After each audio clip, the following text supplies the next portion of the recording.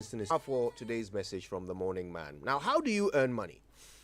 It's by earning people's trust in you and your product or service.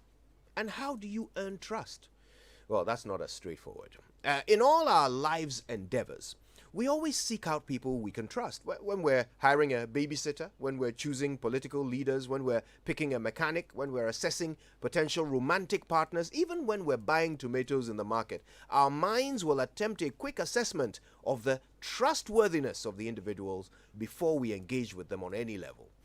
As humans, we always want to minimize risk in our lives, and so we gravitate towards the people who make us feel safe, those who seem trustworthy.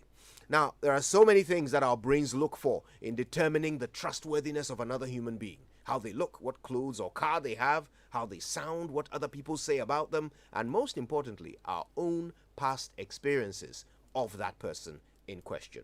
Over the years, our minds use that information to form their own little formula, which we employ in performing on-the-spot assessments of people and their trustworthiness. Obviously, a person's appearance goes a long way to help us determine their trustworthiness. Imagine you're entering the consulting room at the hospital.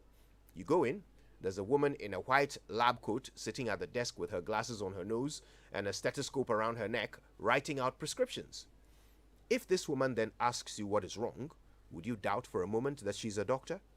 And when she gives you a prescription, will you question her credentials before you go and buy and swallow the pills? Especially if she sounds confident too, you know? Confidence is contagious, and a person who sounds like they know what they're talking about puts us at ease and makes us trust them. How else would Foster Ataminsa have almost convinced the entire nation, including some pretty smart Pentecostal church leaders, that he was a Nobel Prize-winning NASA physicist?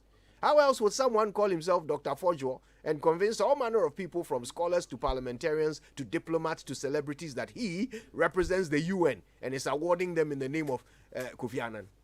Right? So the one factor in the trust formula that cannot be easily faked is track record. That one is the actual answer to the question, how do you earn trust? It's by doing exactly what you say you will do all the time, even when nobody is watching. Okay? And now it just means you are honest about everything you do, especially your mistakes. There aren't many people who are able to meet that standard, but for those who do, no door is ever closed to them. Look, this morning I want you to ask yourself one question. How would you perform in a trust credit score? How would you fare against the trust formula? Would your appearance, your voice, and people's experience of you all combine to give you a sense of safety? Are you trustworthy? If you're not, don't despair. Trust is earned just like money, and it's never too late to start building a good reputation.